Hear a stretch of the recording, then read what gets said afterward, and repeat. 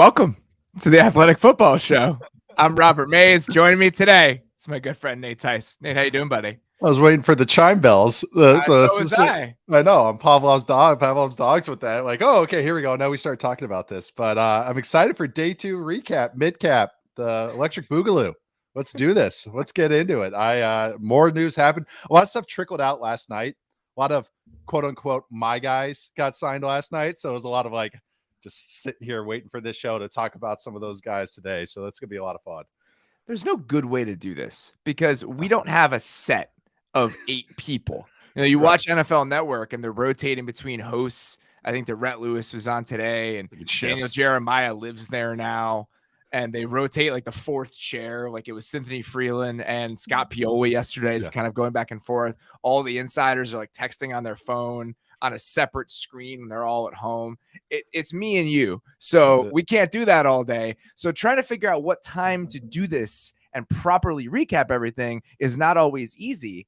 And so we're going through today and I was like, man, should we have done this earlier? Do we need to wait all day? And then boom, the Darren Waller thing happens. I'm like, yes. A justification of my process. We timed it up right for once. For once we did it right. No, exactly. I love that. That's why it's the mid cap. The mid cap's great because you get most of the day done, but then the stuff that trickles out we can get to later. That's exactly right. So it all works out here, and here we are. The Giants pull off a trade for Darren Waller. How we're going to kick this off. They trade the 100th pick, a 3rd round pick, the one that they got in the Kadarius Toney trade, which is a nice little bit of synergy. Waller, 31 years old, or will be 31 years old, has an $11 million base salary this season. I get it. I mean, I get it from the Giants side of things. We can talk about it, but you're trying to get pass catchers. You desperately need them. There aren't a lot of avenues to pass catchers in this offseason specifically, and you're not really giving up a lot. There's no guaranteed money left on his deal. He has an $11 million base this year. You want to restructure that and free up even more and just kind of push the rest out because you can move on after the season without much penalty anyway. I get it. He's been hurt a lot over the last couple seasons. I think that's obviously why the price tag is so low on a guy who has produced like Darren Waller, but worthwhile dice roll for the Giants who are desperately in need of people who can make some plays in the passing game. Yeah, the term pass catcher. I think that's something we're going to emphasize over and over again this offseason because that's really what it is. It's building a group of pass catchers, not just wide receivers. And they need them. Last year, they're trotting out 4th round pick, Daniel Bellinger, and who's fine. Actually, I like him. He played well. Talk about Daniel Bellinger as part of this conversation. I think having both of them I like that. I like it because he can do a little bit of both. And I believe he's a Vegas guy actually originally. So I like that. That room becomes, it's nice going, but you never really want to live a rookie 4th round pick at a position like the Bears having a 5th round pick at left tackle. Not really how you want to live, but even if they outperform expectations, it's still nice. Totally makes sense for them. Like you said, they can get out of it if, injury woes hit again, or they just want to keep them around.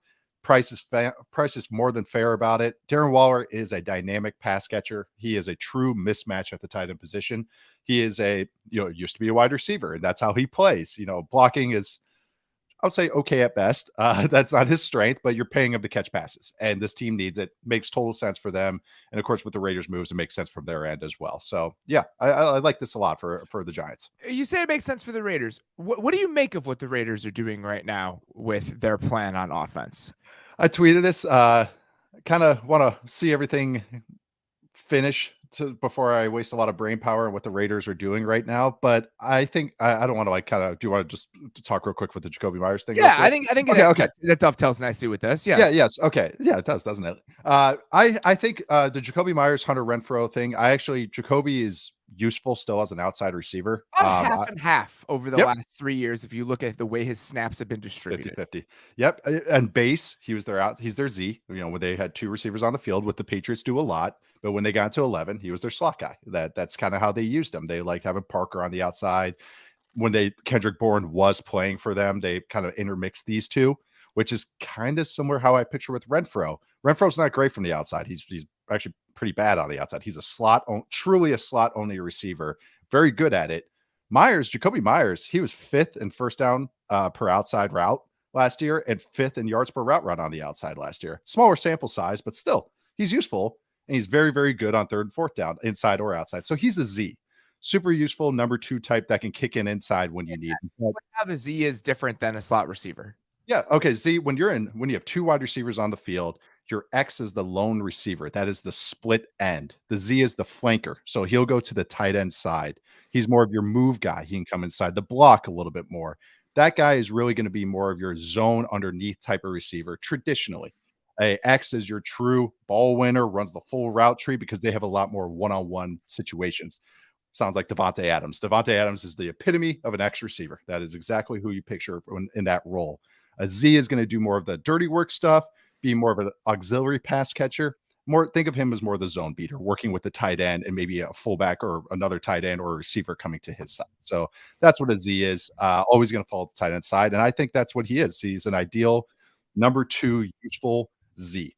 And with Renfro, if he's still there, we'll see. But I think those two can really they can work together because they're both useful in their roles.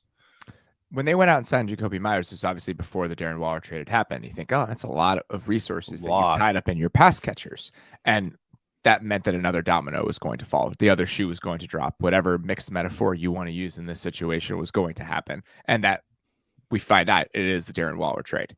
Yeah. So now you have the Raiders kind of remaking the offense in Josh McDaniels' image, right? Like it's important. Like these are my guys now. I'm gonna make this happen when these are my guys.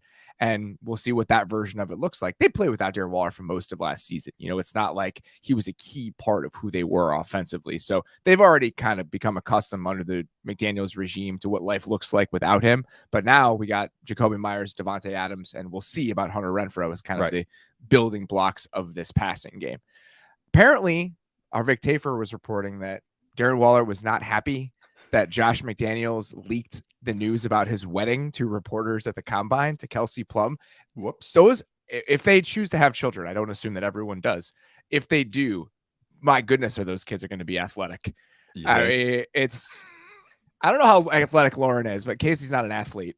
My kids are not exactly going to be Division I caliber prototypes, but those kids are going to be some real athletes that they have together. Lauren's 5'9", 5'10", and it's not a coincidence that our son right now is 100th percentile height. I haven't said this on the pod. I know I've told several friends about this, but the last time we had his checkup, whatever it was, 2 or 3 months, they did the height, weight, and head size percentile. And weight, he was 92nd percentile weight, but then height, they just had an arrow pointing up because he maxed out the scale. So he's off the chart. And so my dad's 6'8", so I'm 6'5". My wife's 5'10", and her uncles are all 6'4". Probably gonna have some height running with my son Jack. So yeah, hopefully power forwards in his future. His hand's gonna be in the dirt when he plays football. I know that. I don't think there's quarterback in his future if he plays football. Also, really quick though, I think this is kind of my bow on this on my Raiders kind of pass catchers thoughts. Myers makes sense coming from the Patriots as well, but just makes sense with the Patriots' insistence on having a fullback on the field or 2 tight ends on the field. Myers makes more sense for that offense than Hunter Renfrow does. Yeah. And not saying anything, not knocking Hunter Renfrow. He's a very useful player, a good slot player, legitimately. But Myers makes more sense for this offense than Renfrow does. So thankfully, our producer Alex dropped this in. A team trading for Hunter Renfrow after Friday when inheriting a 2-year, $19 million deal. Okay. It's palatable. If they really are, if he's not in their plans and you're, again, looking for pass catching options in a world where there aren't many of them, I think it's worth sniffing around for one of these teams. Yes. One more Giants notes before we move on. Bobby Okereke to the Giants, 4 years, $40 million, $22 million guaranteed. They needed linebacker help. We talked about a lot of different options that could end up there. A little richer than some of the other guys in this group. You know, we talked about the Jermaine Pratt deal yesterday, the TJ Edwards deal, you know, with Alex Singleton, who I think is a step down from these guys, but also signed an extension with the Broncos. So a pretty big deal, but they had a huge hole to fill in the middle of their defense. Yeah, there's going to be a couple signings that we talk about today. That's like a team had a hole and they paid a premium because probably the agent knew about that hole and was like, hey, you guys need to fill this, right? And let's bump up that price a little bit. And that's what this feels like. I think the Pratt tier is exactly where Okereke is. Also, Yeah, it's an overpay for filling a hole. They needed it. He's a useful player, though. I liked him. He had a good year last year. Actually, a lot of the Colts defenders had really good years last year, as we've talked about before. But I like this one. They need it. They need guys that can just shore up the run game and pick up their in a very aggressive defense. They need a guy that can do his job as far as being a sound tackler, know his assignments and all that, especially for a very chaotic type of defense. So I like it. But yeah, it is an overpay. I think we're not kind of breaking any new news with that. When I get into my bargaining stage about the Tremaine Edmonds deal later, we can go revisit the Bobby Okereke thing, but I'm going to talk about that in another part of the podcast. All right, moving on here. I know what we're going to talk about. That's really funny. That's all right. Funny. So last season, there was news that Darren Waller was a potential guy to get traded to the Packers. They had been looking at him and sniffing around him as a pass catching option for a team that needed them. That did not happen. But there are some guys that seems like they might be headed to the Aaron Rodgers, what a transition that was. There are some guys who used to be Packers pass catchers who might be on the move. Adam Schefter reporting this morning that the Jets have interest in signing Allen Lazard and potentially might have interest in signing Randall Cobb. Diana Rossini follows that report a little bit later today by saying that Aaron Rodgers has requested or put in a word with the wish list that he would like the Jets to target and acquire, says Diana. It includes Randall Cobb, Allen Lazard, Mercedes Lewis, and Odell Beckham Jr. Unbelievable, man. And all he did was complain about his pass catchers last year. And he was like, you know what? Copy and paste. Let's cut and paste those pass catchers and bring them into New York. The Lazard thing is fine. If they're going to move on from Corey Davis. Yep. Same role. Fine. Okay. Same role. Totally understand that. Yep. And you need kind of that dirty work guy. He's going to do a lot of blocking for you that Garrett Wilson and Elijah Moore aren't going to do. Fine. That's justifiable. There is no justifiable reason for wanting to go get Randall Cobb in the year 2023, unless it is a way to appease the quarterback that you're going after right now. I understand this. Like, they are painted so far into a corner that they essentially have to do this because they need Aaron Rodgers at this stage. I just think it's hilarious. Yeah. I just think it is objectively funny as hell that this is happening right now. They're out in the open. My joke was that people can see you. Have some shame. Like, this is not great. I know no one looks good here. Even like Mercedes Lewis. No one looks good. No one looks good in this. No one. Jets don't look good. Rodgers looks awful. It's just a bad situation for everybody. Even this guy McAfee's called him a hippie. Like, it's just everything. It's just no one looks good out of this. Like even the Mercedes Lewis stuff. Everyone knows what Mercedes Lewis is at this point in time. He's just a dominant Y blocking tight end that does really nothing in the pass catching game. But the Jets signed 2 tight ends to decent money deals last year. Yeah. 2 of them that both are blockers, that both are like solid blocking types, Y type tight ends. So, okay, that kind of, even if you want that, it's like, okay, how are we going to make this fit? Like you're talking about, if he just had Lazard, I'd be like, okay, that makes sense. Lazard's very useful. He's hitting the prime of his career. He's going to make money anyways. I get that. That is a wish list. All these other guys, man, it is people can see you. Are you actually asking for this? And honestly, they're leaning this way. If I were another team, I'd be calling about Corey Davis. They might just cut him anyways, but I assume they will. Anyway, I'd be looking to see just to see if you can maybe cheat the waiver wire a little bit. But this is it's funny. This is just a very, very funny situation. That's the only way you can put it. Objectively, the funniest possible outcome here is that he is doing this just as a way to say, like, I wonder what they would do. And then they do it all. And he's just like, sorry, I'm actually good. That would be if that happened, I mean, I can't even imagine what the response would be, but that is objectively the funniest possible timeline. Remember the TV show on MTV, like My Super Sweet 16 I do. Whatever? Yes. That's what this feels like. It's just some kids. I wish I could think of a specific demand from one of those awful children to compare this to. I can't though. The one that's vivid to me is one kid wanted a Pitbull at their 16th birthday. I thought you meant a Pitbull for a second. Pitbull. Actual Pitbull. Pitbull. Yeah, that guy. That's the one that sticks out to my mind the most is somebody wanting that. I always joke with Casey, she's from Miami, that the Pitbull, any Pitbull song is like the Miami national anthem. The Like kid was from Miami. Yeah. That's, I mean, that's how it goes when you're in Miami. Pitbull is the most important thing you can have at your Sweet 16. Rodgers wants a pony in the form of Randall Cobb. That's where we're at right now. The blueberry girl from Willy Wonka and the Chocolate Factory. Yeah. It's just once he's going to turn into a blueberry once it's all said and done. That's what he wants. That's exactly his character right now. I don't know how far we want to get into this. I just felt it was worth addressing because the little hubbub on Twitter about it. Lamar responding to the Adam Schefter TV report yesterday that he had turned down the $200 million guaranteed from the Ravens. Lamar just tweeted 3 years, $133 million fully guaranteed, and I need an agent, which I don't know. So Schefter in that report was talking about how there was $133 fully guaranteed at signing, with a couple more little escalators in time that could go to $200 million guaranteed. I don't really know what this means. My first thought is something we talked about with the teams that might be going after Lamar Jackson. Is a short-term deal that's fully guaranteed a possibility? Because if what you're scared off from is the 4th and 5th years, we get deeper into the deal, that being guaranteed for a guy that's had some injury issues, would he do a fully guaranteed deal that was potentially a shorter term deal? But I don't know if that's necessarily what he's referring to here. Right. I don't like doing cryptic tweet analysis, but it's just something that happened today that I felt like we should talk about a little bit. Yeah, and if it were that 3 years, 133 million fully guaranteed, comes in about 44 mil and change a year. Deshaun Watson got 5-year deal, about 46 mil a year guaranteed. So you're getting into that range, but it's, like it's 3 years, players want long-term commitments to themselves. And I get that. But I go the other way. If I'm Lamar, you do the 3-year fully guaranteed deal. And then he's 29. Kirk Cousins did that.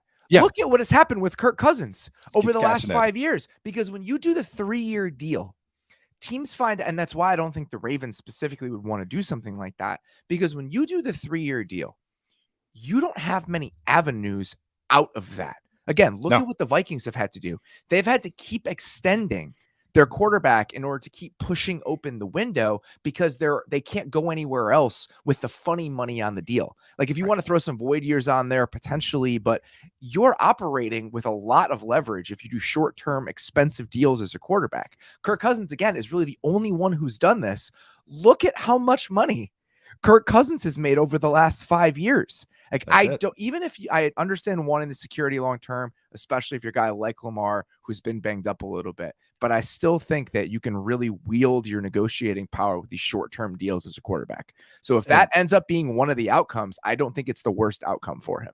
And you're betting on yourself. You just say, hey, I'll stay healthy. And as a quarterback, that is a decent bet. It is. It's always going to be the most prized position and the most highly paid position. If he just played the 3 years and plays 15 games a year the next 3 years. Okay, so 45 games, yada, yada, yada. He's 29 years old, and then he can cash in again. Like that, do you think he can get another 3-year fully guaranteed deal? Like that when the market is going up and the cap's going up and all that, like it's not the worst bet to make on yourself as a quarterback. I love your Kirk Cousins comparison, because no quarterback bet on themselves more than Kirk Cousins, and no one. Kirk Cousins also got a fully guaranteed deal. Yeah. Right. We forget this. Kirk Cousins got a 3-year fully guaranteed deal. This is just a different tier of money for a different tier of quarterback. Correct. It's so funny. We've done so many rounds and rounds about this with Lamar. And for so long, for so many months and months and months, I didn't really engage with it in a significant way, because I just assumed he'd be back in Baltimore. Like, exactly. What is the simplest explanation with these sort of conversations? It's that he will just be back with the team, because teams don't let quarterbacks of this caliber just walk out the door. And I think 2 first-round picks is equivalent to letting him walk out the door, even if you're getting something. And now I've kind of come all the way back around to that thinking. It's like, I just think he's going to end up back in Baltimore. I think this is just them kind of letting him explore the market in order to get another team to potentially negotiate for them, or to kind of set what the market is. I understand it as a negotiating tactic, but I just have come back to this idea that I just think that the Ravens do what they need to do to get him back. And I think there's, of course, through any negotiation period, there's going to be some animosity between Lamar and the Ravens, but I don't think it's broken. Like it could be much worse based on how everything is gone. Yes. Like what's going on in public and the tenor of the discussion and the discourse from both sides is not nearly as antagonistic as it tends to be in these situations. Well, remember Cousins with Washington was terrible Yeah. by the end. I mean, the double tag and everything. Oh my God, like they weren't even talking to each other. So that's a little bit of the difference with this. And I think that's how I've always assumed that he would just go back to the Ravens, because I just couldn't fathom a team letting a guy like him go. Like, just like you said, a top 8-ish, 10-ish quarterback in the prime of his career. Like, he's 26 and already has proven what he has done in this league. So yeah, I think that's how I've always operated. I can't picture it. I just think they just had to go through a lot of different hoops because of the just unique situation that it is, and it is what a unique player he is. And he's gone about this in a way where he's trying to reset the way that these contracts work. And Yep. he's tried to, again, exert every bit of leverage that he has because of the unique position that he's in. And I respect that. Very few guys have been willing to push it all the way. And he has pushed it all the way. And now we're seeing what that feels like. But again, I don't think it's gotten nearly as nasty as it might in another circumstance with a different organization that would be more willing to kind of leak things, trash him, and with a guy who maybe is a little less, I don't know, amicable than Lamar when it comes to this kind of stuff. I guess right. how I would describe it. It could have been a lot uglier. Yes, it could have been a lot uglier, I guess is how I'd say. All right, next one here. The Tampa Bay Buccaneers re-signed Jamel Dean, according to Ian Rappaport. 4 years, $52 million, $26 million guaranteed. I just didn't anticipate this even being an option based on how much cap gymnastics they were having to do, all the guys that they were having to either release in Donovan Smith's case or restructure with a bunch of those other guys. Just felt like he was probably on the way out. I'm not sure I totally get the plan right now, but I can understand looking at a market for Jamel Dean at $13 million a year and just saying, that's a good player. Whatever our plan is over the next 2 or 3 years, that's a good player at a decent price. That benefits us. Yep. And it's not like he's 29, he's 26. You're paying him right before corners drop off a cliff. I think as people are realizing, 30-year-old corners. The Bucs quietly have a fantastic cornerback pairing that they have under contract. They've got good players. They got good players. I know, they're such a fascinating team. They've nailed a lot of drafts in the last half decade, ever since they took a kicker in the second round. Like they've been on a run since then. So I think this is a very fair deal. It's just like you said, it's a weird, I don't know what their plan is. I don't know the path they're trying to make, how much they're trying to compete, because they do have a talented roster. And then they make trades, like, getting rid of Shaq Mason, which we'll get into, but it's interesting. I understand wanting to pay a good player, because why not? These guys are hard to find. Why not keep our two very talented cornerbacks under contract for a few more years? Looking at their 2024 cap situation, and it's actually not that terrible. Mike Evans is not under contract after this season. That's right. They got some big cap numbers because of restructures that they've done.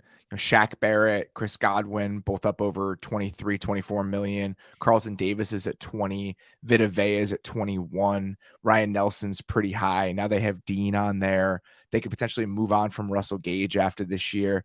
It kind of reminds me, we're going to talk about them in a second, kind of how the Dolphins cap is structured, where you have these guys that just have monster deals, 20, 25 million, up to 28 million, but they don't have any mid-tier players on the cap. So it's not that bad. Like, they can afford it and they still have some flexibility. So I don't know what the quarterback plan is going to be as part of this, but the Bucs do have more flexibility into like the 2024 season than you might anticipate. And we just got to keep coming back to it. These are like worthwhile players to pay. A lot of them are young. Vea's still 29. Godwin's 28. Carlton Davis is 28. Jamel Dean's 28, or will be in 20. These are all in 2024 ages. Yeah. So yeah, man, they're all. Excuse me. Godwin's 27. Carlton Davis is 27. All these guys are still in the prime of their careers. Yeah. So I don't know. I don't know what the off ramp is. I don't know what the quarterback solution is to kind of bring it all together. But their financial circumstances are not as bad over a 2-year period as you might think they are. They could quickly microwave themselves back to relevancy. Like they could. I think that's exactly what they're trying to do, right? Yeah. I mean, when you look at this signing, that is the signal that it sends to me. Yes, especially with the NFC right now. The NFC is so wide open. It really is. And so it's a really good point. I can see how teams talk themselves into it. I really can. When you look at the AFC bloodbath and then you look at the NFC, it's like, we can get hot. if the stars align, we could do this. So I could see how they talk themselves back into it. Like, that's why I if I privately grade this, I liked it. Like I did. I understand it. Like it's a hard position to find players, and he's proven himself, and he's only getting better. So I understand why to lock him down. What the quarterback plan would look like next year if you sign Baker or whoever they end up getting to a 1-year deal. I think that becomes the question. And, can you be in a spot where you make a trade up for somebody? But how they end up filling that position with some of these other guys is obviously going to be the huge question. Right. The other kind of big picture thing I wanted to ask you about this, feel like the cornerback market is cooling down a little bit. Trying to, but who's been payable, Well, so the guys that have been really paid at the top of the market are the guys that have been getting extensions from their own teams. Okay. Right. So Jair is at the top of it right now. Denzel Ward was there. And I think both of those guys were likely negotiating off of the Jalen Ramsey deal, which I think makes a lot of sense. So it was up into that $20 million a year range.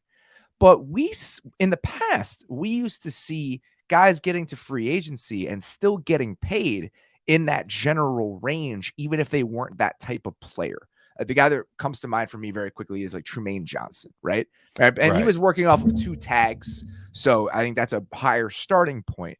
But even when the contract that JC Jackson signed last year was, I still think about $16 million a year and a little bit less than some people expected. And now that top of the market cornerback deals in this year's group is even lower than that. I mean, $13 million a year for a guy like Jamel Dean, it didn't used to be that much of a discount if you end up hitting free agency. And I wonder if teams around the league are looking at that non-elite group of corners, the guys that are a step down from there, and just saying, this is more about having a player that we can count on in that position rather than paying up for an elite guy. Right. Well, and then like Trey White got paid and then got hurt. Like, and that's it's another, just there's so much volatility. With cornerback play, and again, just it being kind of a weak link structure back there. I wonder if teams are kind of getting a little bit smarter about that with how they're allocating resources on their back end. And maybe I'm reading too much into that, but that's kind of what it feels like. I think maybe like you said, the second tier market, I think, has solidified that hey, we don't need to like overpay for a number 2 or overpay for a low end number 1 or what could be a low end number 1. I think that's really what it is. I just think the top end, what I have in my head, who are the top guys, haven't gotten paid yet. Like the Surtans, the Terrells, like the next kind of crop. I think what'll happen with those guys, but those guys get paid by their teams. They'll just top the Jair contract in the same way that continues to happen. But you're saying teams like guys switching teams or guys kind of coming up and potentially switching teams kind of thing, right? I think it really is like a hard line between the elite guys. So let's say there are at any given time in the NFL, like 6 to 8 of those, if we're being generous. Yeah. And anything I was gonna say 5. Down. Yeah. I mean, but if you look at the contracts that have been handed out right now, that Jair is at the top. Denzel Ward is in there. He also got that deal. Jalen Ramsey, Trey White, like those are the guys that are at the top of it. And I think there's a significant step down. So let's say that they're 5 at any given time. And that when Jalen Ramsey ages out of that in 2 years, Patrick Surtain will age into it. So if there's like that, like Mount Rushmore-esque, like 5-person table, if you're not sitting at that table, it seems like teams are less willing to pay for a premium at that position right now. It's like $5 million per tier. That's kind of what it's like breaks down to about. Yeah. I mean, $5-6 million. That actually just feels right. Actually, now kind of like you sit and think about it for every position, really. We'll talk about defensive line later in the show, but that kind of just feels like the tier break. So right now, here's the group. Okay. So Jair, Denzel Ward, Jalen Ramsey, Marshawn Lattimore. Oh yeah. Marlon Humphrey. Okay. Are the guys like up near $20 million a year. And then the step down from there is Xavier Howard's at 18 million, Trey White's at 17 million, Darius Slay's at 16.7, but he signed that a couple of years ago. Like, for example, the Byron Jones deal that he signed in 2020 for $16.5 million a year. Teams aren't giving out that version of the deal in free agency. JC Jackson got 16.5 2 years later. At 2 years after Byron Jones. I remember we were shocked about Carlton Davis and JC Jackson's contracts last year. They got a little bit less. Yeah. And I think that this year is kind of a continuation of that. Yeah. Like Charvarius Ward, for example, right? So Charvarius Ward and Jamel Dean got very similar deals. Okay, 13.5 million a year for Charvarius Ward, 13 million for Jamel Dean. And that is a significant step down from the top of the market. And that reflects what those players are. But often when you get to free agency, that gap in who you actually are gets shrunk because teams are overpaying. And that doesn't seem to be happening as much anymore. I'm curious too, this is what everybody's running now on defense. You got a lot of cover 2 to the field. So you're kind of going, hey, we need kind of a more of a solid player than a guy that's going to lock down a guy one-on-one. We don't have a lot of Seahawk defenses, the cover 3 defenses out there where you have guys living on the outside one-on-one over and over. So I wonder if that's too where coaches are coming in and go like, we don't need to pay these guys, and personnel guys are reflecting that. So I'm curious about that too. The Ward signing was like that. That's the ideal version. You're paying for a guy that's a true outside guy that makes a living for you. High end number 2. He played outstanding this year, matches their personality and everything. And that's what, 13.5 million. That feels very right to me in kind of this new landscape. So I'm curious if that's what it is too, is that coaches are kind of emphasizing it's like, we can game this up a little bit. Like, we want a guy to really help our lives out. But if we can get a guy that's more just like fine, useful player, we'll find a use for him in how we call the defense.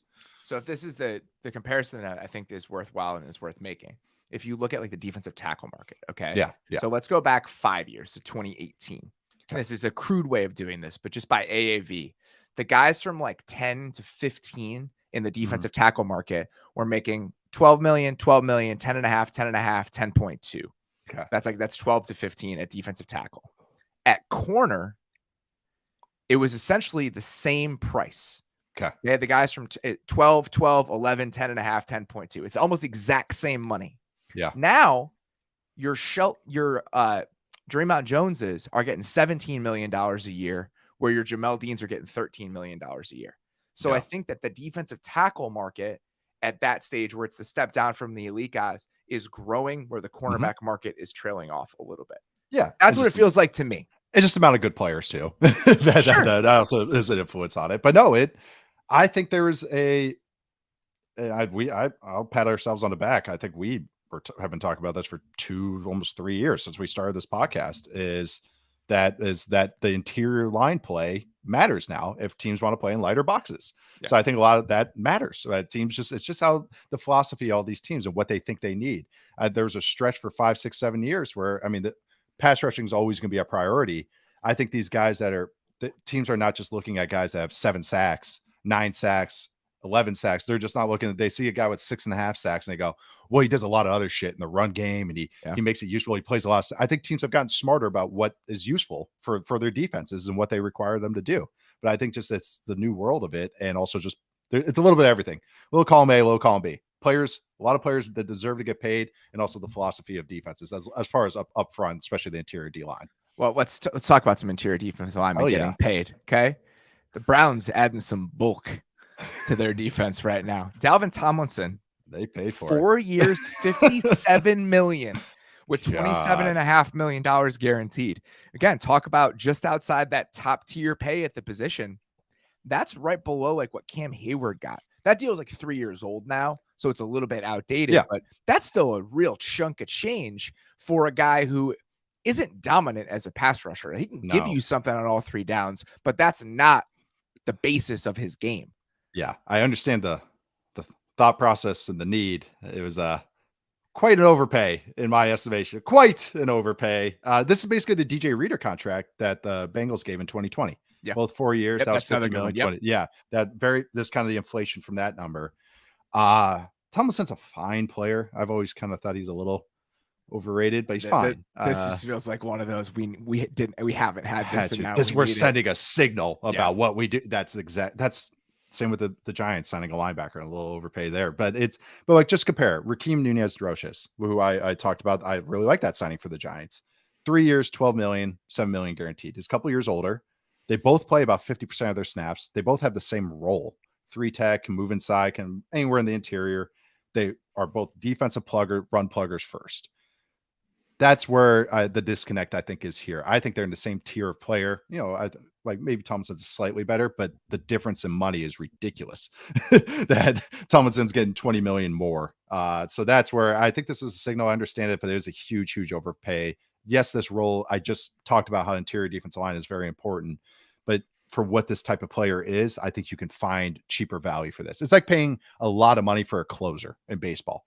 You can kind of find guys. Yes, the good ones are good, but you can kind of find guys that are way, way under market price. So that's what it feels like to me. What do you think Deshaun Watson's cap hit is in 2024? Oh, 2024? Next Isn't it year. like 60 million? 64 million. 64, yeah. I mean, they're Nintendo just gonna 64. They're just gonna keep on. Oh yeah. I mean, Oh my God. When you see the void years and when it kicks in, it's ridiculous how much money it's going to be. It's someone else's problem, I think, once that happens at the end of the run. We're going to talk about this when we get to the Michael Thomas contract, but it's just the way that the Saints are doing it and the deep respect that I have for that mindset. One more Brown signing, though, one that I think you're going to like a little bit more. Yes, I am. 3 years, $19 million with $12 million guaranteed for Obo Okoronkwo. Love this. Love this. He's your guy. So much. I love this so much. I think this is a perfect level signing. How much he got? 12 million guaranteed, 3 years. So Rose can probably do a 2-year, $6 million-ish deal. I love this. More than fair for what he is. Basically, what the Seahawks gave Nwosu last year, kind of the same kind of candidate. They're Millsap type. This is less though, isn't it? It's very comparable. I didn't write down the numbers, but I just kind of made that in my notes. It's comparable. But you're paying him because he's a hell of a pass rusher. He's passable. He's improved, but he's passable against the run. But that's why you cite Tomlinson. But I love this fit. This is a perfect type of guy to have with Myles Garrett. Let these two just tee off on guys. Jim Schwartz is going to let him get wide, pin his ears back, and go. And this is, he's going to be okay against the run. He kind of just holds the fort. You'll hopefully have another guy that can play rundown snaps for you on the outside. Man, when you get into second and long and third downs, just let them go. I think this is a great signing, especially for what they need. Adds a lot of juice to their pass rushing. Jadeveon Clowney is a useful player, but he's like a run first player, which is so funny compared to what he came into the league.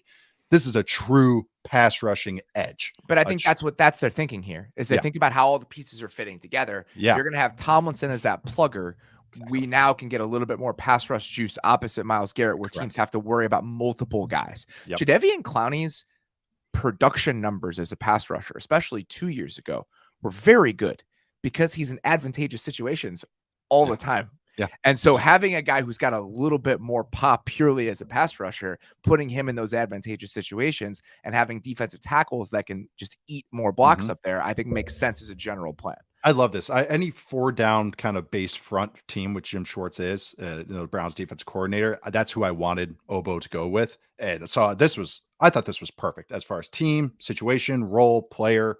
Really like this signing. One of my favorites probably of this whole entire offseason process. Seriously. Alex, can you pull up the quote, the comment here from Jusasa, this last one? I think it's a really good thought, and I want to talk about it here in a second. So I think this is exactly what we're getting to. The cornerback versus defensive tackle isn't that also a situation where teams can hide cornerbacks with scheme while a defensive pass rusher is more of an individual skill where coaching has less influence? Yes. Because with the corner, it's part of a system. Yeah. You are part of a group. It's part of an overall plan where as defensive tackle, you have an impact on the game independent of everything else that's happening around you. I think that's kind of the general point that we were trying to make, but that's very well articulated. So thank you very much for saying that. It's scheme proof. Like defensive lines can be more exactly right. That's all the discussion that we have about how like pressure rates go from travel with the player, because not much difference usually in what you're doing. Like you're rushing the passer, you're stopping the run. Those techniques kind of carry over from team to team, but a coverage scheme can wildly be different from what you're asked to do. Ask JC Jackson. That's a number one example. All right, let's stick with the defensive line here. Marcus Davenport gets a 1-year, $13 million deal from the Vikings, according to Ian Rappaport, Mike Garafolo, and Tom Pelissero. It's a group effort. It's like a Beatles song. This is written by a lot of guys. What do you think about this? I love the player. It's like a 1-year flyer, but I don't know what the Vikings are doing. It's interesting to me. I'm trying to figure out what the plan is here. I'm not. That's not. When I say I don't know what the Vikings are doing, I'm not saying like, oh my God, this is the stupidest move I've ever seen. More like, I actually think it's a smart move. Okay, it's a great move. So let's say in this hypothetical, they move on from Zadarius Smith. Okay. They would save about $12 million by cutting or trading Zadarius Smith. That seems like a nice coincidence. So it's a 1-for-1 swap. Yeah. Okay. Zadarius Smith is 31. He had an injury history before he got to Minnesota, even if he stayed relatively healthy, especially for the first half of last season. Marcus Davenport has an injury history, but he's 26 years old. So you're replacing a 31-year-old Zadarius Smith with a 26-year-old Marcus Davenport. And on the off chance he hits, now you could potentially retain him and he could be part of your core moving forward. What that core looks like is kind of difficult to define because they're walking a tightrope here between trying to compete, but also trying to maintain flexibility beyond this season and the way that they can build the roster. I think that's perfectly expressed by what just happened with Kirk Cousins. Okay. They converted about $16 million of Kirk Cousins, I assume roster bonus that's due this Friday, into a signing bonus and freed up $16 million in cap space. They did not extend him.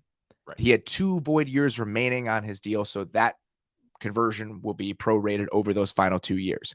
They kicked the can down the road a little bit. It's going to cost them something to move on from him after this year, but they are not tying themselves into him. Okay? So they're trying to live in both of these worlds where they're trying to be competitive this year, but they're also trying to make sure that into next season, they can kind of remake this thing in the way that they see fit. It's a difficult balance to strike. It's what happens when you win 13 games, but you didn't really have a team that you think you can build on after winning 13 games. So what Kwesi Adofo-Mensah and Kevin O'Connell are trying to do here, I sympathize with it because it's not easy. I do think that Marcus Davenport is kind of an interesting piece of data as part of that pursuit. It's for a guy that it's a 1-year deal for a guy that's been injured throughout his history, but has been productive. And it kind of feels right for a team that is trying to talk out both sides of their mouth. Hey, we're productive, but it's only a 1-year deal. There's there's no downside, right? There is none. If it hits, then as you kind of go into your next era, next season, he can be a part of that plan if you want him to be. A team with Kirk Cousins and Justin Jefferson, even if they have other holes on the roster, is not a tanking pair. You know what I mean? Like it's a really hard. They built the off ramp. We use that term off ramp, and I really like when you use it. It's not just you, but just the general term. But I really like that but that's what they did. They're building another avenue that they can go down, especially for next year. That's what it seems like to me. It's tough. The Vikings are very difficult to talk about because you have to read between the lines with their moves. And that's really what it is, because I think they really are trying to do 2 things at once, not in a bad way, but trying to just live in 2 worlds at the same time. And it's just really, really difficult to do right. Yeah. I don't know exactly what the cap gymnastics funny money situation is going to have to be with Cousins. Right now he has $28.5 million in dead money after this season. I don't know if they make him like a post June 1st cut, if they can spread that out. I think that they can. So just something to keep an eye on. But after this year, I mean, you assume that Harrison Smith is gone. He'll be 35. Zadarius Smith will be gone. I assume Dalvin Cook will be gone. They can save a ton of money if they move on from him. So now going into next season, you really don't have that many guys on the roster that you've committed to. Brian O'Neill is somebody that was on an extension from a previous regime, is still a 29-year-old tackle. But other than that, I mean, it's a lot of the young guys that you've drafted and then guys potentially that you'd want to extend. You know, Justin Jefferson is I believe he'll be on his 5th-year option at that point, but they really do have that flexibility heading into next year. And I think that was obviously important to them rather than extending Cousins again and seeing what we can squeeze out of this. I really do think they want to be able to turn the page here sooner rather than later. That's what it is. Yep, that's exactly it. And that I like that you just broke it down right there. Like O'Neill's a fine player, a good solid starter on the right side, and Jefferson's going to get paid. But then that's the thing; they're not tied to anybody. They're not pot committed to anybody else. And I think that's for a team that's going to want to revamp their whole roster probably pretty soon. Makes a lot of sense what they're trying to do. Hawkinson will also be up, so he'll be looking for an extension. I think after that trade, that's definitely something you want to do. And they're looking to move Dalvin Cook too, I think, right? That's been rumored a whole bunch of times. I think that they have like 5-6 guys. It's like, okay, these are the guys that we've committed to outside of the draft picks that we've already made, and that's going to be how we shape this thing moving forward. The question again, where does the quarterback come? How do they find it? What does that plan look like in a post Kirk Cousins world? But I think this offseason and the moves that they've made, and I think we'll continue to make, again, we'll see what happens with the Smiths, Harrison and Zadarius and Dalvin Cook. The moves that they've made and will continue to make, I think, have signaled to me that they are ready and the clock started to get to that post Kirk Cousins world here sooner rather than later. They made a calendar. It's 364 days until they have to make the next move. I think that's exactly how to sum it up. All right, a couple more big money signings here. We talked about this a little bit earlier. Draymond Jones going to Seattle, 3 years, $51 million, $30 million guaranteed. The Seahawks cutting Shelby Harris. He would have been about $10 or so million against the cap. I think they saved like $9 million by cutting him. Draymond Jones in year one will count $10 million against the cap. So it's essentially just swapping out Shelby Harris, who is getting into his 30s, for Draymond Jones, who is 26 years old. Yeah, and Shelby Harris was another plugger type, gets his hands on a lot of balls, great field goal blocker as well. Like blocking field goals, not like field goal block team. He's not like the wing out there, the swinging gate.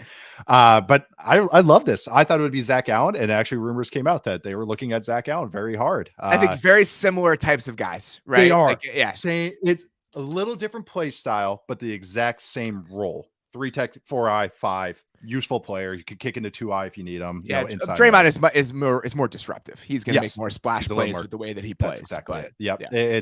But both of those guys I think were well worth paying. Essentially what we talked about, second tier interior defensive line money. He firmly got it right around the Grady Jarrett, Eric Armstead, Kenny Clarks of the world, which I think is very fair for what he is. I really like him. I've talked about him already before on previous shows. I think he still has room to grow and get even better. Like, I think his best isn't that bad, man. It's not at $30 all. million guaranteed. It's a $10 million cap hit this year and $17 million in year 2. It's not bad at all. I thought it was 4 years at first, and so 3 years I was even like, I mean, that's not bad at all. Like, it really isn't for what this player is. It's a lot of money, but I do think that you could talk yourself into him being worth that deal even into next year when it's a $17 million cap hit.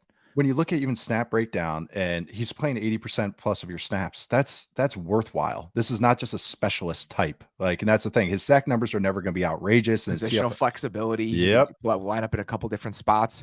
And for a defense that needs front guys, they need like 2 more up there. And that's what helps. When you talk about this flexibility, now you can pop in who you want. And also a team, I look at Seahawks Twitter. I'm kind of, as I'm wearing a Mariner shirt, I'm like Seahawks Twitter adjacent.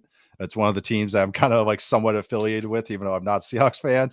But I just see it's like they're trying to figure out what's their best defense and what they want to go. They've tried a few things in the last couple of years. This helps because he can do it both. He can be a gap shooter or he can be a 2-gapping 3-4 type that can hold on to blocks because he's long and strong. So useful. And he's only 26 with room to get better. I really like this one. And there's definitely a timeline where they just drop Jalen Carter, Will Anderson onto this team in a couple months. So now you have Draymond Jones, you have Will Anderson or Jalen Carter, you have Uchenna Nwosu, you have a couple of those guys that him and Jalen Carter would be monsters together. Yeah. Oh my God. It becomes interesting pretty quickly. I know the Seahawks, man. I know they're one of my favorite teams to watch this year. I'm very, very interested in Seahawks in 2023. Michael Sean Dugar, I think, did a very good and intentional job of pointing this out on Twitter. Seahawks don't do a lot of this. They don't do a lot of big, splashy outside free agent signings. The Nwosu deal is, mostly the range that they're going to go into with outside free agency. So this is a little bit out of character, but they have some money to spend, again, because so much of their core is young, cost controlled. Gino is not on crazy money, even on an extension. So, they're, I think, seeing themselves and billing themselves as a pretty real contender in the NFC this year. And I understand that. And with a lot of picks, Seahawks are sitting pretty right now. It's funny how in 1 year, how much your feelings with the team can change. I thought this rebuilding process would be a lot longer. They really revamped the house really, really quickly. I think as it stands right now, not a ton of cap space left. So they move on from Shelby Harris. So, not a ton of flexibility. These are mostly, I think, the splashy moves you're going to see from them. But again, add a couple guys high up in the draft like they have, and this draft gets pretty interesting. No, get 2 tackles and 2 corners in a draft, and you're a starting running back, and your future fortunes look really, really rosy. That's really what it kind of happened for the Seahawks. I wanted to ask you this, okay? Yeah. So these are useful exercises to me when we think about free agency because it's about opportunity cost. Okay, if you're going to sign one player, you cannot sign another player. Mm-hmm. If you're Chicago, and you look at the deal that Draymond Jones just got from Seattle, and you look at the deal that you gave Tremaine Edmonds, which one would you want? Draymond Jones. I'm building up front. If I'm rebuilding team, I'm building up front. I think that it's just a philosophy I'm always going to have. And I think that's, again, we're talking about a player that can plug in anywhere for a team that needs players. That it would make more sense to me, especially what they did with the Edwards. Like, they already had Edwards in the hand. So you didn't need to splurge. So that's where I would have gone with it. It's just always building up front, especially for useful players. They still have a ton of money. I mean, they signed DeMarcus Walker in free agency yesterday. They've got 2 or 3 other I moves like the that they Walker can still signing, by the make. way. Those, and I think they can still do a couple of those in the Yeah. defensive line and just assign pieces up there. They're not crippled because of it. Like, that's the thing. It's not. No, they have so much money. There's so much money. It's the opportunity cost isn't that real because you have to spend this money somewhere, and they have so much of it. So much. They front loaded the deal. He has a $22 million cap hit next year. When he has that $22 million cap hit, they still have an unbelievable amount of money to work with because they have no players on the team. Right. And I think that's part of it. As I've thought more about it, I still don't totally support it as a general idea, but I can understand if you're the front office looking at him and saying, okay, among all of the players available in free agency, is he the best bet to be an elite player over the life of this contract? As a 24-year-old guy who just had his best season at a position where it takes a little bit longer to develop. I think that's still a pretty narrow band of outcomes to be betting on, but I understand the mindset when you have that much money to spend. That's my thought on it right now. And sleeping on it, you kind of in the moment. Yeah, we were live. We literally responded in real time. So yeah. So of course, and then I'm with you. I was pretty harsh on it yesterday. He's still, like you said, you're betting on the upside, and that's when you're always going to overpay in free agency for the most part. There's a couple we'll even talk about that I think are underpays, but you're going to overpay. You're betting on, like you said, can this guy live up to contract or exceed it where the money is worthwhile? That's why I was a big fan of Draymond Jones, because I thought that he could live up to whatever deal he got or surpass it. That's the thing with Edmonds. For 3 years of his career so far, or the first half of his career, I should say, it's been a lot of up and down play where it's like, yes, the idea of Edmonds was better than the actual player. And last year was the first kind of proof of concept of what he could be. So I understand the bet. And honestly, like you said, after 2 years, okay, if he isn't what we thought, they have workable ways to like $15 million a year for the next 2 years. And they can move on. And that's the thing. It's not as bad. Like a lot of things in life, it's not as bad or not as good as you think at first glance. And I think maybe it's not my favorite signing in the world, but as opposed to like an F, how I felt in real time, it's more like, a B minus as maybe what would have been my grade if I did a grade for it. And I mean, the length, I think, is a game changer at that position. If you look at the guys who actually impact the game at the highest level, like guys like Fred Warner, just being able to cover all of that ground in the middle of the field and just be a disruptor in the passing game. I think that's the bet that you're trying to make. Okay. A little bit of news. As we're sitting here right now, according to Jordan Schultz, Allen Lazard has signed a 4-year, $44 million deal with the Jets, $22 million guaranteed. It's kind of just the Corey Davis money.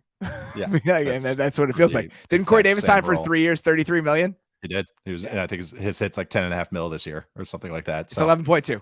So, and I assume it was hard to be less than that, but yeah, the money that they will save moving on from Corey Davis, it feels like they have earmarked for Allen Lazard. Exact same role, exact same like tier of player to me. That's kind of funny to me that they actually get. But Aaron Rodgers is friends with this guy and not Corey Davis, so. And he knows the signals that. By the way, he hasn't changed any of the signals. You know that like Y flat play they used to run, like Jared Cook when he was there, and Finley and all that. So like that little play is that's the signal. It hasn't changed in 15 years. He still does it. And so that's what I kind of crack up that like no one can learn that. Me not even studying it. No, it's the signal. Sorry. That's my like little mini rant that he's like, I need the guys that know my stuff. And it's like, yeah, do you? Maybe just trust that these other players can play too. Sorry. That was my quick little rant about having the supporting cast to match with him. I like Lazard. I really do. Very useful player, especially on 3rd and 4th down. It's just funny. Yeah, it's not crazy money. No, I mean, he's a useful less player. Than I thought he would get. Yeah, he's a useful player, and that's the contract for like a starting receiver. Okay, Zach Allen goes to Denver, 3 years, $45 million with $32.5 million guaranteed. Reunited with Vance Joseph, who was his defensive coordinator in Arizona. I don't really know what to make of what the Broncos have done, other than it seems like they're putting themselves in a position where they can kind of move on from the non-Peyton guys after this season. And there's going to be the guys that Sean Payton decided to build around. So like guys like Cortland Sutton, Garrett Bowles, Justin Simmons, all of those guys have contracts where they can move on and pivot into next year. Also a reminder that Russ's cap hits aren't crazy over the next 2 years. Like even into 2024, he's only at $35 million. So that's, I think, why they can afford some of these deals that get a little bit more expensive into next year. Also, McGlinchey, Powers, and Zach Allen, their cap hits this year add up to $18 million only. That's fun. So, and those are going to go up obviously in future years. But I think that's, if we're trying to figure out, well, how can they afford all these guys after some of the contracts they've handed out, and with Russ's deal, that's how they can afford all these guys. Yeah.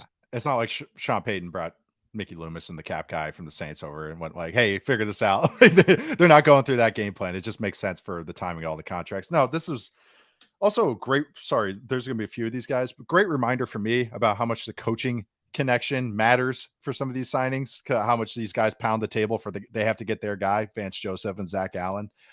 Again, we're kind of mentioned a little bit, talk about Draymond Jones, similar tier player, very useful. He's a year younger. He's 25. Can move around the defensive line. They can figure out how they want to use him. So I like the signing. It's a good player. I'm not like, I think this is a very fair deal. I don't think it's an overpay, even though he doesn't have that name recognition right now, but ascending player, this is well worth paying. So what does that Broncos front look like right now without Chubb and with Zach Allen? DJ Jones, Allen, potentially whatever Randy Gregory, how many snaps he can give you. Baron Browning. Nick your guy, Baron Browning, man. He was an ace last year. So yeah, I mean, we talked fun. That it's a nice, the sliding doors are fun. We thought that Zach Allen might be a Seattle guy. Yeah. They sign Draymond Jones, and then Zach Allen signs essentially to play a similar role to the one that Draymond Jones. Yep. Yeah. I think that's actually really funny. But Vance Joseph got his guy. That's what matters. DJ Jones, DJ Jones is a great ass kicker up front. Him and Zach Allen are kind of a fun little pairing. If they won't be in that kind of front a lot, but I like it. I mean, they got some defensive talent, and on top of it, they got some interesting DBs. With Simmons and Surtain and K'Wan Williams, your guy. If Randy Gregory, this is always with Randy Gregory. If Randy Gregory is healthy and playing, it's a really, really fun front. But that's not something you try to bet on to happen every single year. All right, next one here, some Dolphins signings that we need to get to. 2 years, $10 million for David Long. Would you rather have him? So I understand this though. I mean, this is an injury concern thing. That's it. I mean, this is one of those moments where everyone on Twitter was like, "Oh my God, David Long! How did David Long go and get signed for 2 years and $10 million?" Well, you don't lose your job if David Long doesn't play. And I think and I used to do this all the time, where I'd be like, "Oh my God, what a steal for that guy," or like a 3rd round pick for Darren Waller. Oh my God. Well, if he doesn't play half the season, right? Then you gave up a 3rd round pick for essentially nothing. Yes. So, and I think that's the concern with some of these guys who have real defined injury histories in the ways that David Long does. That being said, if it hits, oh, hell yes. Holy shit. I mean, he is a really good player when he's on the field. Yep. That's it. I mean, but that's the thing is like last year, best year possible. He's playing most snaps, still only played 12 games. Didn't even it's like that. And that was his best year. Before that, 10 games. Before that, 14 and 14. That was in the backup role when he didn't have to play as many snaps. And that's why he stayed healthy. He's an undersized guy. I love David Long, my 2nd team all pro. You love David Long. He's a great player, but everything you laid out is exactly why his market looks like his market. That's why he only got 2 years. That's why he got $5 million a year. That's why that looks like that. Got half of what Bobby Okereke got. Yeah. And how many games has Okereke missed? Like not that many, right? Yeah. He's been fairly healthy. You pay for health. I will say the Dolphins, though, seem a little bit less scared of these sorts of moves than other teams when it comes to injury history. Armstead and Chubb. I mean, they gave up a ton to go get Bradley Chubb, who's been hurt consistently. They just signed Raheem Mostert, who we're going to get to here in a second. So they seem like they're going to make bets on guys who are underpriced because of that injury history. Not that Bradley Chubb was underpriced. They traded a 1st round pick and they gave him a massive extension. But in some other instances, that feels like a direction they've been willing to go. And I love the graphs that people post or the numbers when you look at like adjusted games lost and all that but you always look at like who the Super Bowl teams are. And it's usually 2 of the healthiest teams in the league. If the Dolphins stay healthy, even with their quarterback, everybody they got, holy crap, they got a lot of talent. But that's the thing. You're betting that maybe the stars can align. And if they do, yes, that's amazing. That's the swing you're making. That's the bet you're making. Honestly, but just even schematic fit. And this is what I said on Twitter was that this is a pairing I didn't even know I wanted. And now I'm like, fuck yeah. Him and like Vic Fangio. Yeah. Think of Fangio defenses, how much run, how many bits I got out of Troy Reader with the Rams defense. Because why Troy Reader always stood out to me because they put him on an island. is all these fronts they do where the linebacker's the only guy standing right there in the box, and they have to make you right. If somebody misses the gap, does something wrong, they have to make you right. David Long is like the ultimate make you righter. Like this is a great pairing for what they want to do up front. He's lived in light boxes in the Titans. We've talked about this, all these two high fronts, what Jim Schwartz likes to do, all that type of stuff. He cleans up a lot of messes, and he's so instinctive and so aggressive, or so intelligent as a player. He's okay against the pass, but he's great against the run. I loved it from a schematic fit. So I really hope that he plays as many games as he can, because this could be a really, really fun player to scheme match with a lot of talent around him as well. I believe they brought back Duke Riley as well. So I'm wondering what that means just for the linebacker room as a whole. But yeah, it's a really fun fit if he stays healthy, but that's a big if. Yep, big if. Same for the running backs that they That's right. Okay. I was gonna say more 2 years. So, and we were wondering what they were going to do at running back because their running backs were all hitting free agency. They had no one under contract. 2 years, $5.6 million for Raheem Mostert, $2.2 million guaranteed, and they brought back Jeff Wilson. Their running game looked really good at the end of the year with those two guys. Fantastic. I mean, I can understand just saying, why would I have a guy I need to onboard into this when I could bring this guy back at a cheap price, get both of them so I protect myself a little bit and just roll with this as our group? I understand that. Get these two and drop in a day 3 pick. And I love that. That's a great running back room. A fun balance, speed, and more of a fun balance with speed with Raheem Mostert. And then like Jeff Wilson's kind of a nice balance player. Actually was pretty good in short yard stuff too. So I like that. And they take a stab on someone. I know they don't have a lot of draft capital. And I think this is a really fun running back room. So one more like Dolphins bit of housekeeping. The Jalen Ramsey news was reported. I want to say it was Spot Track that reported the actual numbers. He has a $28 million cap hit next year on his new deal. So we were wondering what that was going to look like with some of the other restructures that they had done. So heading into next year, we're looking at a scenario where Tyreek's at 31, Xavier Howard's at 26, Tua is at 23, Teron Armstead's at 21, Chubb is at 27, and Jalen Ramsey is at 28. Okay.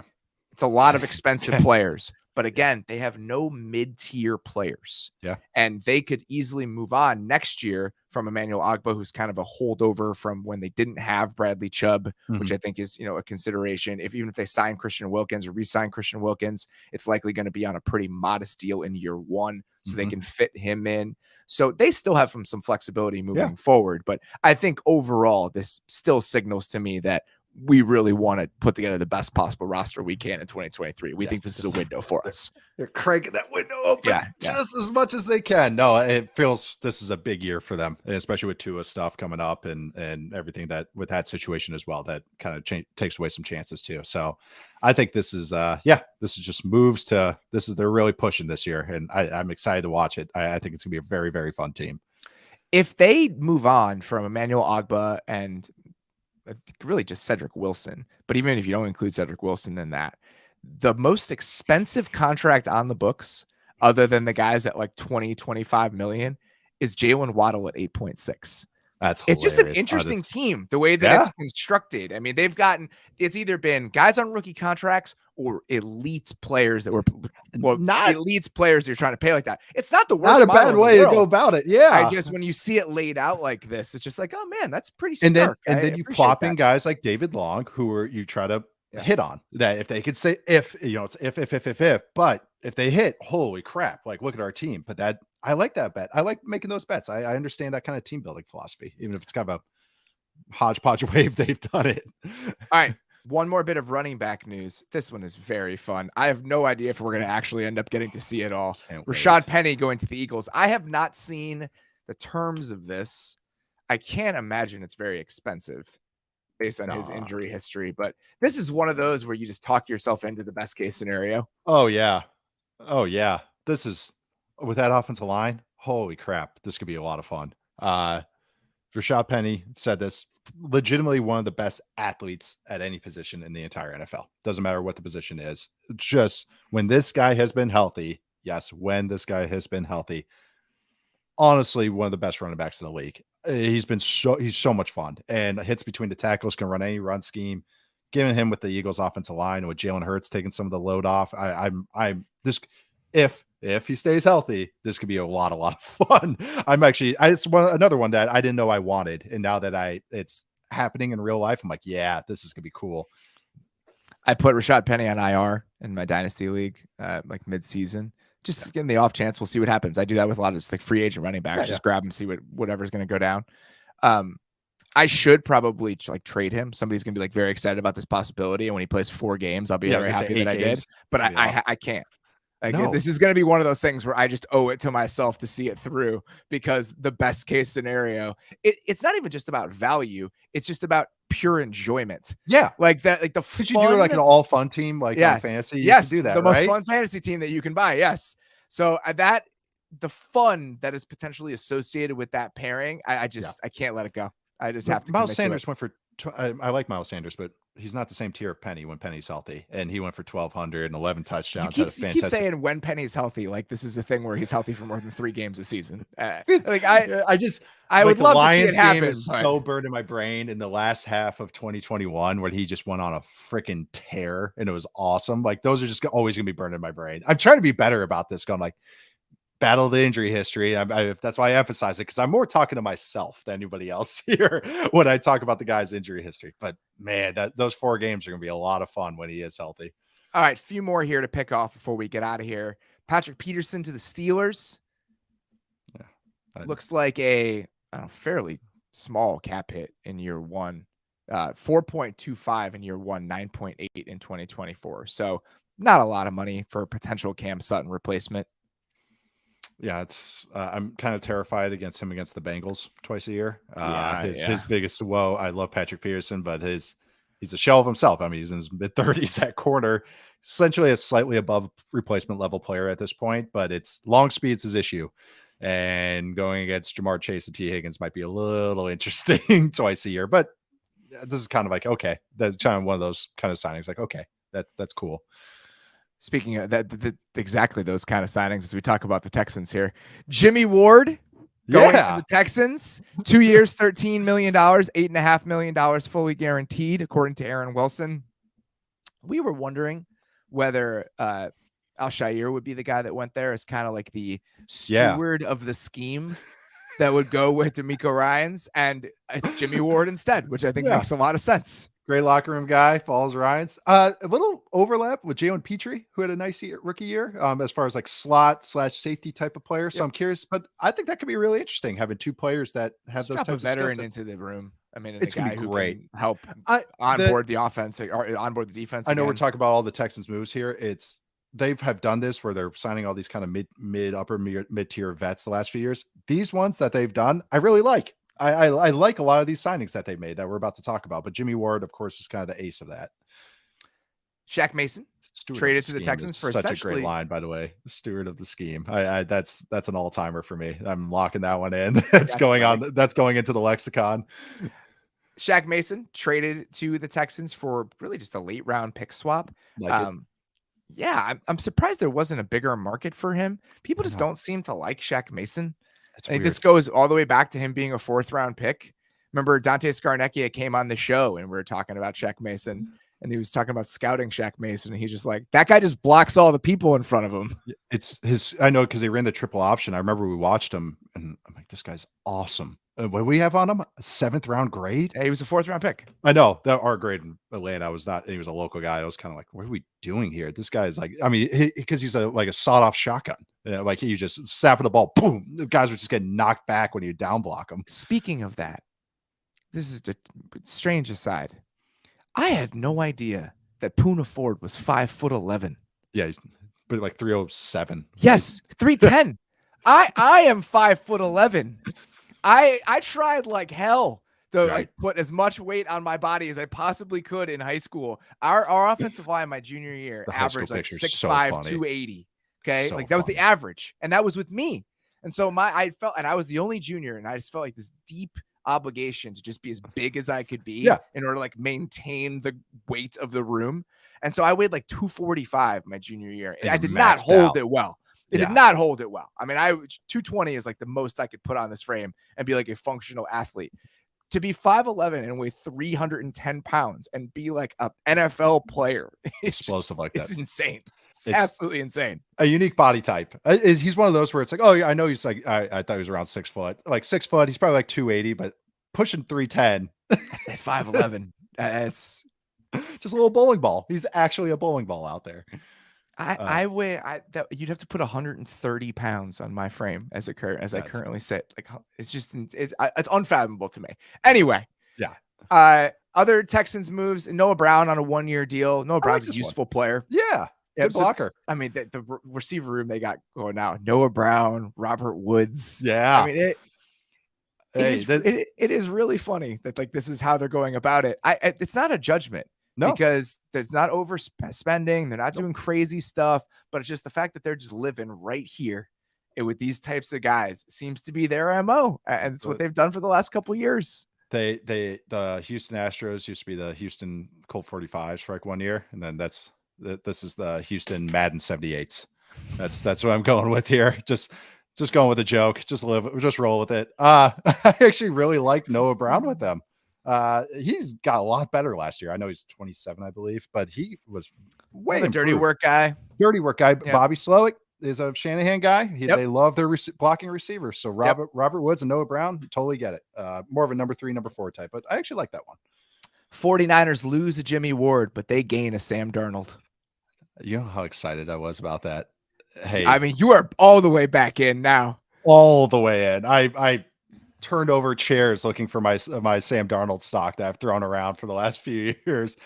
If anyone could get the most out of them, tucked into a desk somewhere under my mattress, I think I have them. But if anyone's going to get anything, when the apocalypse comes, that's going to be the currency. Is all the Sam Darnold stock that you own? Darnold dollars. That's exactly it. I love it.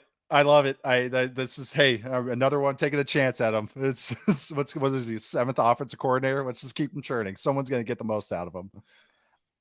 If this happens, if there is a potential timeline where Brock Purdy isn't ready to come back, right, and for whatever reason, I don't wish Trey Wentz to get hurt, obviously, but if it ends up happening, and we get to see Sam Darnold in this San Francisco offense, it is my favorite football experiment I think I might have ever seen. Yeah. Because this is a guy who has had flashes where he's been really productive and really efficient. They've been like 4-week flashes. Let's be fair. Sometimes less than that. So I was going to say 4 series flashes, not even a game. This is Kyle Shanahan playing the NFL on expert mode. Yeah. And seeing if he can still do it. Yeah. And I would love it. I would be fascinated. I'd be enthralled the entire time. I know. I'm kind of hoping for it now. I really want to see Trey Lance. I really do. But man, this is why I've always just bought into Sam Darnold. It's just because of those S-tier throws he can make. But it's just that everything else is hard for him for whatever reason. Just doing the easy stuff is hard. So let's get him in a scheme with a coach that knows how to get quarterbacks the easy stuff. No, I one of my favorite experiments that might happen as well. A couple other small ones here. I'm looking up a couple things here.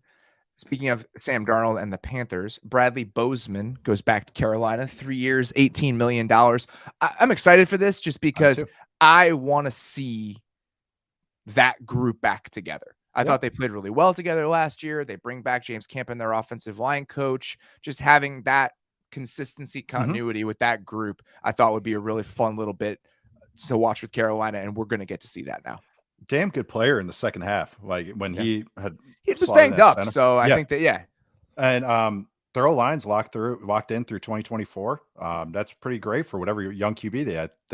Unless they trade the pick, but I don't think they are. That's great for whatever young QB they want to plop in there. Now they just have to find some pass catchers. Like the defense, like them up front. That's why I'm kind of bullish on the Panthers, because I really like the offensive line and the defense. According to our Jeff Howe at The Athletic, Trey Pipkins has agreed to re-sign with the Chargers, 3 years, $21.5 million. I totally get it if you're the Chargers. I mean, you just want to be able to, you have a starter there, a guy that we'll see what the cap hit is in year one. I assume it's very, very low. I think that was always their number one priority at that spot specifically, was to see if they could get him back at a reasonable price. He was hurt all of last season. So I think that their thought is he can be a lot better than he was last year, and we can get him for not a lot of money. And that's exactly how this played out. Yeah, it's holding the fort until you can find better. All right, and I think that's what it is. Maybe something else pops open, but at least we have an answer, even if, you're trying to get better there, but it's an answer. So my understanding of what is potentially going to happen on the offensive line is that they will likely move on from Filer. Okay. Yeah. Okay. That Okay. seemed inevitable. And then Jamari Salyer will Yeah. actually play right guard. Like And he's Zion pretty good will last move year. back to the left side where he played Like in that all. college. Like all that. So from left to right, you have Slater. Sean Slater, Zion, Corey Linsley, Salyer, Trey Pipkins. It's not bad. So that's the group that could potentially be back there. That's not bad. And Zion down the road can maybe slot in the center for you once you get into that life as well. No, that's again, gotta stay healthy, but that's not a bad offensive line. Especially your top three there is pretty damn good. You can work with that. But again, the right tackle was the biggest question. And I think that if Pipkins can stay healthier than he was last year, I think that the outcome could be much better. I've said this before, for about 20 NFL teams, it is a question. So they're not the only ones living in that world. Eric Kendricks also going to Los Angeles, 2 years, $13.5 million. They had a hole there with Drew Tranquil hitting free agency. We'll see what happens with Kenneth Murray, but on the back half of his career. But I think if you're looking for just reliable play at that position, makes a lot of sense. Yep. He's lost a step, but still very smart. Yep. Super intelligent. Again, he's in the cleanup role and if you look at those kind of defenses, the Fangio, Staley defenses, those guys have to clean up and be smart and not be out of position. Eric Hendricks doesn't get out of position a lot. Not a total liability against pass. He's more just okay. The Vikings kind of by design were kind of, we've talked about this, try to stay tight and then rally to the flats. So, but he'll be kind of more different in the pass game, I think, in this defense. But I like this one. It makes sense to me. A couple more smaller ones here. We didn't mention Garrett Bradbury. Talking about center signings, we'll be back with our offensive line signings. We'll be back with the Vikings, 3 years, $15.5 million. Good for Garrett Bradbury. I thought that they would potentially move on, but again, they don't have a ton of flexibility. There's reliability there. There's familiarity. I get all that. It's reasonable. And then Jake Brendel back with the Niners, which I think, again, kind of the same argument. It's like, devil, you know, he played well last year. The fact that we didn't really talk about him or notice him as a guy who was starting for the first time as a full-time player at age 30, I think it was a testament to the fact that he played okay. So they're just going to slot him back in there. They already got a new right tackle that they're going to have to bring in or bring along if it's an in-house guy. So trying to limit the amount of turnover at some of your offensive line spots clearly is what they're doing. Yeah. This also one, keep an eye on Spencer Burford, by the way. He was good last year for them. Like the 49ers offensive line, which is usually like, wow, Shanahan does a great job of like making these guys work. They actually were kind of a plus unit last year. And truly, and Brendel was part of that. It was one of my most improved players. He was great. Taylor Heineke. Yeah. 2 years, $14 million to go to Atlanta. $6.2 or $6.3 million guaranteed, according to Doug Kyed. What do you make of this? Man, they're just building my quarterback room. This is great. If they signed Darnold, that would have been perfect. Like just the three faces of Nate's quarterback, the three quarterbacks I like. High end backup, I guess. I guess this is a high end backup contract. Yeah. I don't know. Wasn't a marriage I thought about in any way. No, I really like, of course, I've said this before. I really like Ritter, but also the other thing, and I brought this up, he's sub 210.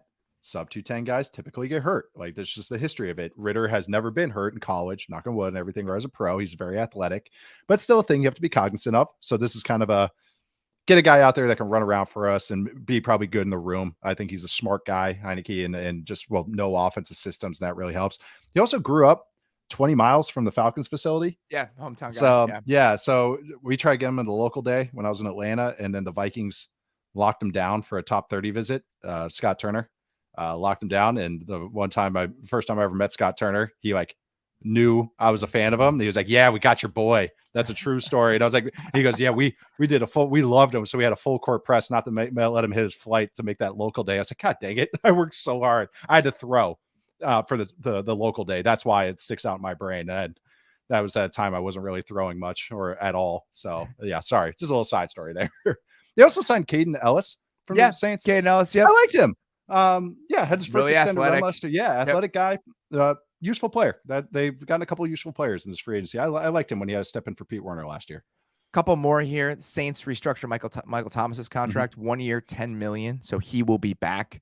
I was talking to Alex Hampel before we started recording this, and the Saints strategy seems to be, and it's not a terrible strategy. We're just going to keep kicking this down the road, and potentially the world will just end before we have to pay any of these bills. Like betting on the demise of society before you have to worry about any of this stuff. It's not the worst bet in the world, but it does seem like that's what they're doing, and I respect it. I think The Last of Us plot when the apocalypse kind of started was in 2003. It's not spoilers. Everybody knows it's a zombie show, but it was 2003. And I think that's when the Saints started kicking the can with their salary cap stuff. So it kind of matches their philosophy. They think they're in the Last of Us timeline, that somehow sports are still being played there. But no, I actually like the pass catchers. Olave, Thomas, and Juwan Johnson is It's a pretty good fun, group, and pretty it's fun hard trio. to imagine this happening with Derek Carr had not been signed there. Right. Him wanting to be back, but now you have a pretty interesting collection of guys, a solid offensive line. I don't know what the Saints' ceiling is with this team, and again, I've talked about this a million times over the last couple of weeks. Yeah, the defense is a little bit more fragile than I think it seems when you look at their production over the last 3 or 4 years, because how consistent they've been. But those guys are getting older. There's a lot of things to consider there. But I think that this team could actually be pretty solid this year, and especially in an NFC South where there's a lot of questions being asked. NFC South and just NFC in general. One more here. One I actually really like. The Lions signed Emmanuel Mosley, formerly of the Niners, 1 year, $6 million. So the Lions now potentially have 2 outside corners in Emmanuel Mosley and Cam Sutton, both of whom were signed for relatively small deals. So, I mean, I think that how they were going to use, again, some of those resources to rebuild their secondary with outside pieces, what was it going to look like? And it's not bad. I mean, again, we're talking about guys that can we just have guys we don't have to worry about over there with some of this excess money that we have. That's exactly how they seem to build it. And I think it puts them in a really good spot. He was a true plus starter for 49ers last year until he got hurt. Somebody got hurt. Yep. And this is what you're doing. I'd much rather have this and take a chance on this than 33-year-old, Patrick Peterson at $7 million a year. So, no, I like this a lot. I think, like we said, you're injecting juice in there. And if he comes back, it was an October injury. So you're hoping, 1 calendar year, especially the last kind of 2/3 of the season, he'll really be a contributor for you. Yeah, I like it. Plus starter, great prove it recovery deal. And that's how you inject some juice into your DB room He's been hurt the last 2 years. He only played 11 games in 2021 as well. But again, it's 1 year, $6 million. You're taking a flyer on a guy who, if it clicks, you're going to get value out of him. And if not, the downside is not that strong. Exactly. And if you draft a guy, then he doesn't have to play right away. You can piecemeal together. Exactly. And that's what this is. That's what it seems like. This is a 1.1 part of you kind of piecing together your cornerback room. Yes. That's exactly it. That's all we got. We get it all. That's all we got. All right. We will be back tomorrow, same time, same place. I actually won't be in the same place, but it'll be the same time. So excited to do that. 3:30 p.m. Eastern again, right here on YouTube. So please come back and check that out. For now, please rate and review the podcast. If you have not, go on Apple Podcasts. Tell us why you like it. It would mean a lot to me if you did. Please subscribe to The Athletic. theathletic.com/football show is where you can read all of our excellent NFL coverage, which has been rolling in all week. But for now, that's all we got. Appreciate you guys listening. We'll talk to you soon.